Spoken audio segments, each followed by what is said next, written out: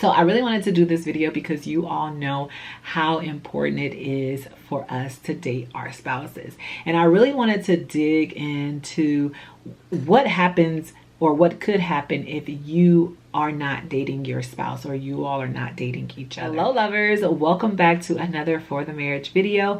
I am Laco Hanson, and if this is your first time here, one, welcome. Two, make sure you find that subscribe button below and click it. Over here at For the Marriage, our mission is to provide positive content, services, and products that help marriages reconnect, thrive, and build fulfilling marriages worth having. So if you are interested in a marriage community like that, I highly encourage you to hit that subscribe button so you are notified every time I release a video. And then also too, if you have social media, please don't hesitate to follow me on social media. On all my social medias, TikTok, Instagram, and Facebook, it is at For the Marriage, so you can find us on the social medias. Three, thank you so much for joining me in this video. For my old lovers, you know it's always a pleasure to have you. Thank you so much for joining me in this video. I have a great topic for us today, so let's go ahead and get into it. So it's three things that I want to share with you all in this video on what could potentially happen if you're not dating your spouse. So one of the things that could potentially happen if you and your spouse are not dating each other is you all start to form a wedge between each other, right? Because when you are dating your spouse, you're allowing yourself to communicate, you're allowing yourself to be adventurous and also to have fun with your spouse. And this may happen in a ever so often moment of your marriage where, you know, you're just sitting on the couch, you might be laughing and cool. But if you're not really focusing in on having that quality time that's cut out for just you two to enjoy each other and create memories, what tends to happen is you start to grow apart because you're not coming together to form those memories like you did in the beginning stages of your marriage. And as I continue to do these markets and I continue to talk to these people, I'm starting to see a little bit of like snarkiness when they are responding, or like upsetness, or a little bit of resentment, which is the second thing that could potentially happen in your marriage if you and your spouse do not date frequently or date at all, right? So when we look at resentment, it's some of those things that people want something, like there's maybe one spouse that actually wants to date their spouse, right? And if they're not getting that, then they start to become resentful and wondering why, like, why aren't we dating? Why don't you take me out? Why aren't we planning to continue to grow in our marriage and thrive in our marriage? So the first one pretty much bleeds into the second one, where, you know, the first one is it will create a wedge, and the second one is it also may create that resentment for one of the spouses. So maybe one of them wants to go on a date and the other one does not. I'll tell you a quick story. At my last market I did at the To Make You Love market, there was this lady that was walking past, and I typically like, date your spouse tonight, you know, when was the last time you all went on a date night?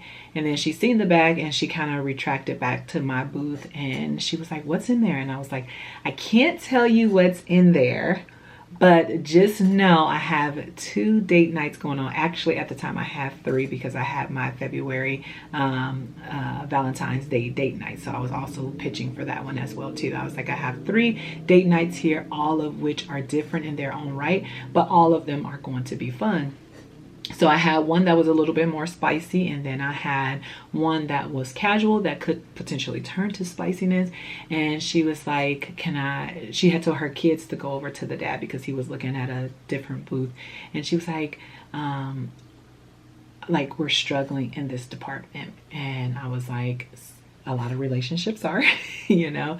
And she was just asking me like, what made you do this? And I was like, it's couples like you, right? I know, as being a marriage and wife coach, that a lot of my clients at that time when I was helping people or really helping wives, they were like, you know, we don't date each other. And that's where the mystery love bag came up with, where I came up with the mystery love bag, is because I wanted to give a product to help people start to date. And she was like, how much are they? And then she was like, okay, can you tell me, like, are they more formed around, intimacy and sex and stuff like that? And I was like, not necessarily. There are stages to each one of these bags, right?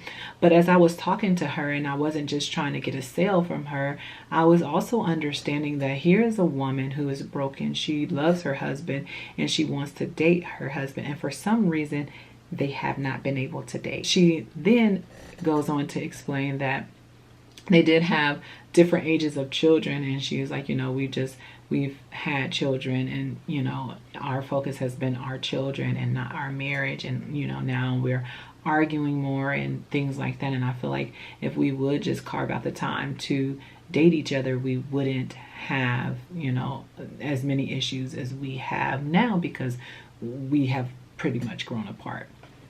So I told her, I was like, if you are more so worried about like the intimacy and things like that, like each bag can lead there, right?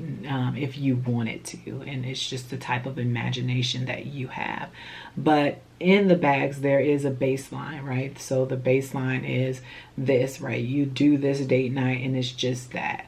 Or you can elevate it and you can put your own spin on it, or whatever the case may be. So she's like, I want to take one. She's like, how much does one cost? Because I just want to see if we can just, have a date night. And I was like, yeah. So I sold her the bag and she was very thankful, and she took down my number and things like that. And I just told her, if you ever need anything, because I still would like to, help marriages on the coaching side or whatever the case may be. But I know also too, on the flip side, I am going to school to be a marriage therapist. So I don't want to have that conflict where I'm giving advice as if I was a therapist when I'm not a licensed therapist yet, but I have been certified as a marriage and wife coach or relationship coach, right? And she was just like, I love what you're doing, and I think more people need to date their spouse. And I was like, I think so too. And what I'm trying to say is, you had a woman who was broken and had resentment as well too from her spouse because they weren't dating each other, and she feels like that was a lot of the issues that they were having, that a lot of their issues stem from them kind of growing apart, and she wanted to bring it back together. And she felt that if we just started to date each other a little bit more, and we went out on date nights with just us and not our kids, like we could grow back together. So that is why it is so important for us to date each other, is because you don't want to have that resentment. You don't want to feel like I'm not wanted or I'm not worth, being able to go on a date with my spouse. At one point I was, but now I'm not. So those first two are going to be drawing a wedge, and then the resentment. Okay.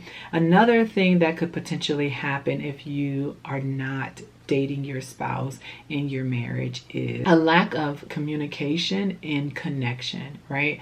So one thing that date nights definitely do for couples, it puts them in the situation where they have to communicate, whether it's talking about their children, whether it's talking about what's going on at work, or whether it's talking about where they are in their marriage. If you are going on a date night, specifically if you're going to a date night and you are going out to dinner, it's going to make you, almost force you to communicate, right? Because nobody wants to just be sitting at, and I see this too, so I understand this as well too. Nobody wants to be sitting at a table with their spouse and they're not communicating. I see it all the time when my husband and I go out. There's multiple couples that are, I don't know where they're at, whether they're dating or their marriage, is just my assumption, right? But they have their phones and they're just on their phones. They're just looking at their phones. They're just doing, this is what it looks like. It's just this. And I'm just like, put your phones down and talk to each other, right? Communicate, bond, build connection. And when you're not dating each other, when do you have that time to really connect and communicate, right? And yes, you should be communicating throughout the week, but really, really hone in on what's going on in your marriage, where you all are. And then also too, if you're not dating each other, you're not being adventurous. You're not exploring with your spouse, right? You're just in this regimented routine where you're just like, I'm doing this, this, this, and this. Okay, I go to bed, I wake up, I do this, this, this, and this. And for some of us, that's exactly how our life is. So for us over here in my household, our house is very regiment. Like, we wake up, we do this, we do that, we do that, we go to sleep, we wake up, we do this, and it's the same thing. It's especially Monday through Friday, right? So going out and dating each other, doing different things and exploring different things is so important. And it also allows you to communicate and connect with your spouse. And ultimately, that's what we need, right? We need communication because we know communication is key, and we need to connect to stay together. So if you are not dating your spouse, I highly, highly, highly encourage you to go ahead and start dating your spouse. And if you need something new, need something fresh because you just don't want to go out to the restaurants and do the same thing, I highly encourage you to go over to forthemarriage.com and pick up yourself a mystery love bag, because at the end of the day, what we need to do is we need to prevent a wedge being formed, right? Resentment being formed, and a lack of communication and no connection in the marriage. We need to prevent those things, because those are some of the 3 things that could happen in your marriage if you're not dating your spouse. Again, the first one is going to be a wedge can be formed. Number 2, once that wedge is formed, you're going to have some resentment.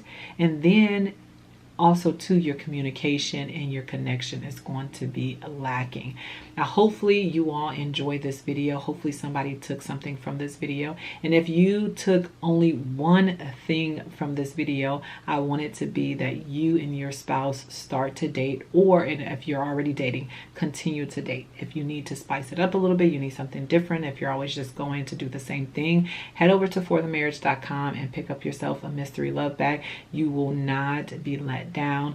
I highly encourage you all, again, to date your spouse. My name is LaCole Hanson. It's always a pleasure to sit down and record these videos, because I hope that they're touching someone out there. If you like this video, go ahead and give it a thumbs up, right? Make sure you subscribe if you have not subscribed. Share this channel, share this page. Continue to come back for some more For the Marriage. Until next time, let's continue to do marriage right. Bye-bye.